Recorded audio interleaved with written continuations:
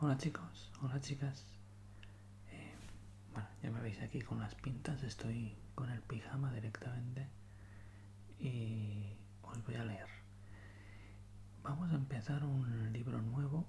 Es un libro que me quiero leer yo personalmente, no es porque quiera traerlo al canal. Y lo tenía en lista ya para poder leérmelo. Y hablando con una de las personas, de las suscriptoras, me lo recomendó precisamente. No sé cómo se llama, perdón, soy un maleducado, nunca he llegado a preguntar. Su nick es wendyextreme.music, entiendo que se llama, te llamas Wendy. Hola Wendy, o como te llames. Pero he traído Sumisión, de Michel Houellebecq, o como se pronuncia porque mi francés es muy nefasto, a pesar de que he hecho varios cursos de francés. Os leeré para que veáis más o menos porque este libro tiene pinta, y ya lo dicen, de ser bastante polémico. Francia en un futuro próximo. A las puertas de las elecciones presidenciales de 2022, los partidos tradicionales se han hundido en las encuestas y Mohamed Ben Abbès, carismático líder de una nueva formación islamista moderada, derrota con el apoyo de los socialistas y la derecha a la candidata del Frente Nacional en la segunda vuelta.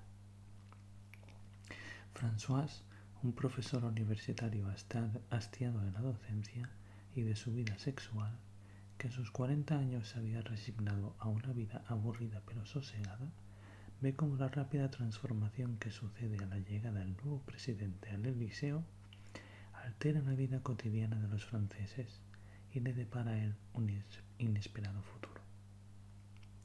Los judíos han emigrado a Israel. En las calles las mujeres han cambiado las faldas por conjuros de blusas largas y pantalones, y algunos comercios han cerrado sus puertas o reorientado al negocio.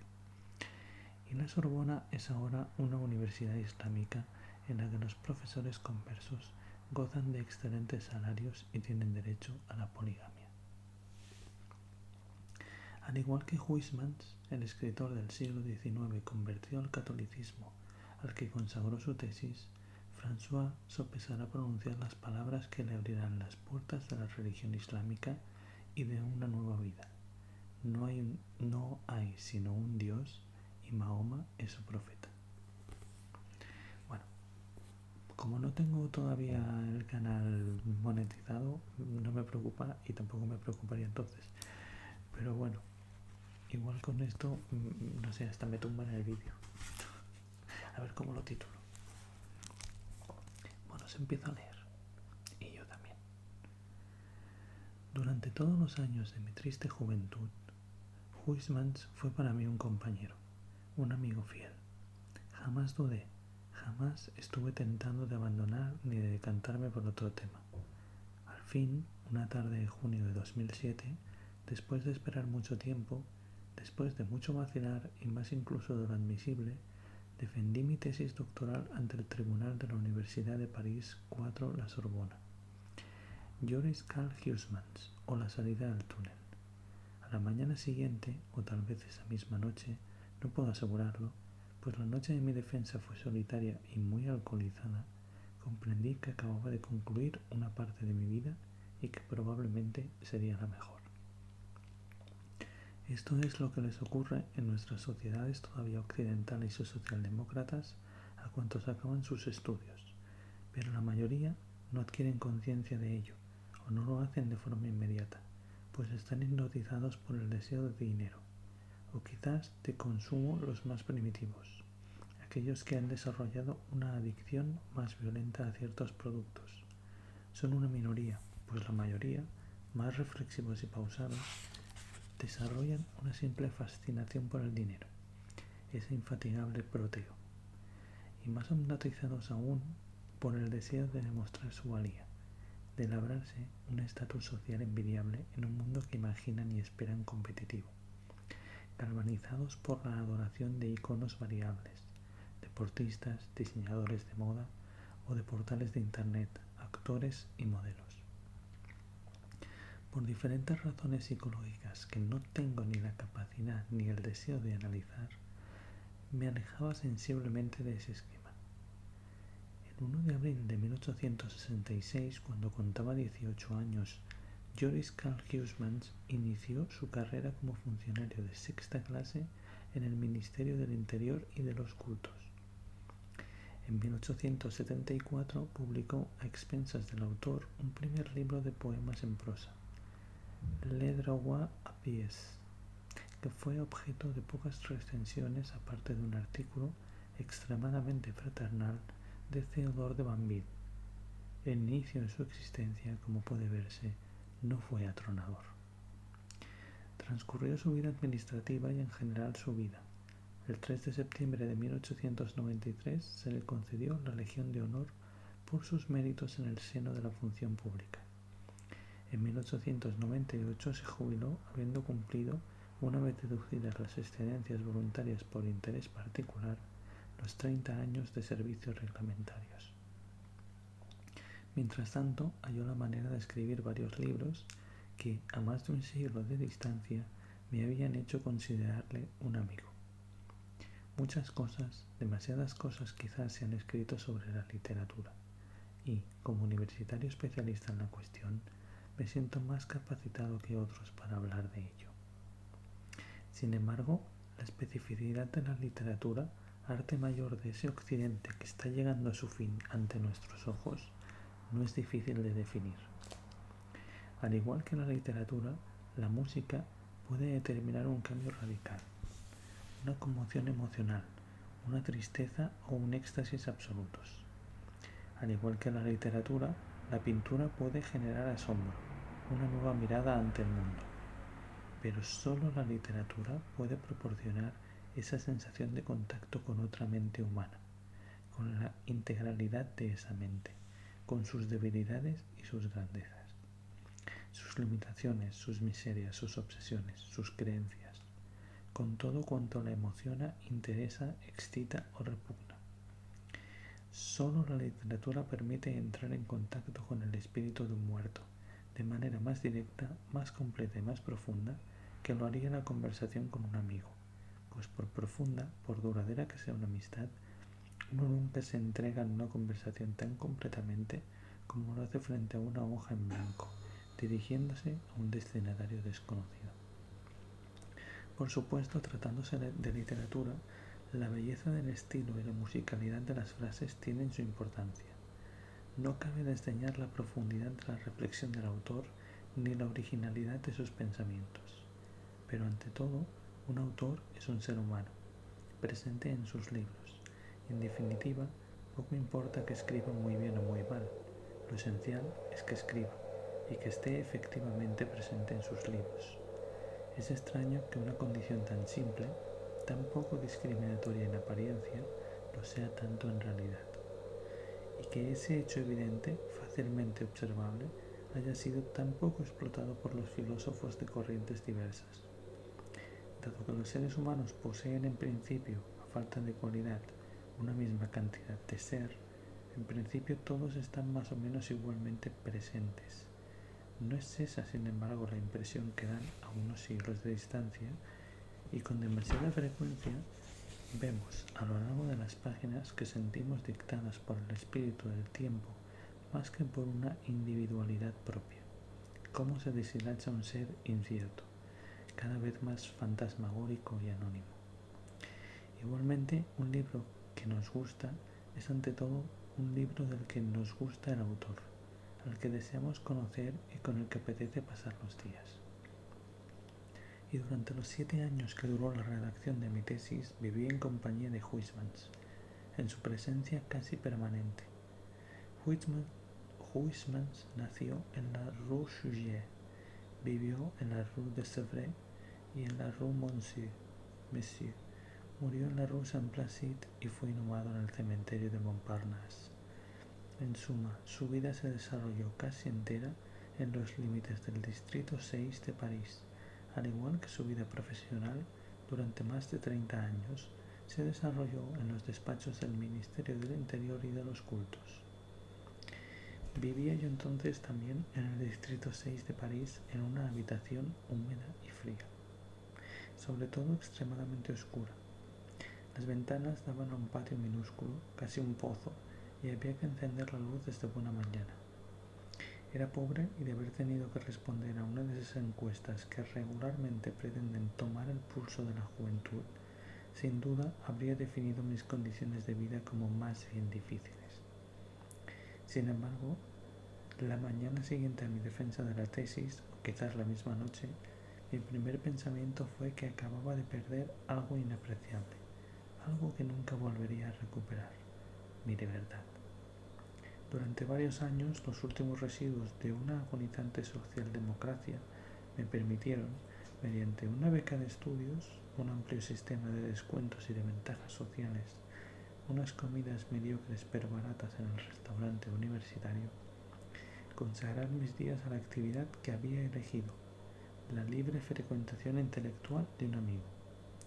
Como escribe con propiedad André Breton, el humor de Huysmans constituye un caso único de un humor generoso que permite al lector ir un paso por delante, que invita al lector a burlarse anticipadamente del autor, del exceso de sus descripciones quejumbrosas, atroces o risibles, y disfruté más que nadie de esa generosidad al recibir mis raciones de ensalada de apio con salsa remoulade o de puré de bacalao en los compartimentos de la bandeja metálica de hospital que el restaurante universitario Pulier entregaba a sus desafortunados usuarios, aquellos que manifiestamente no tenían ningún otro lugar a donde ir, que sin duda habían sido rechazados en todos los restaurantes universitarios aceptables, pero que sin embargo contaban con su carnet de estudiante, y eso no se lo podían quitar.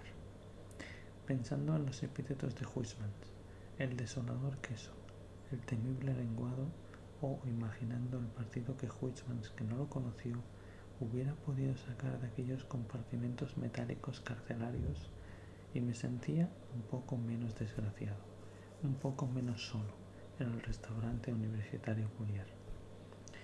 Pero todo eso había acabado. Mi juventud, de forma más general, había acabado. Pronto, y sin duda bastante deprisa, tendría que incorporarme al proceso de inserción profesional, y no me hacía ninguna ilusión.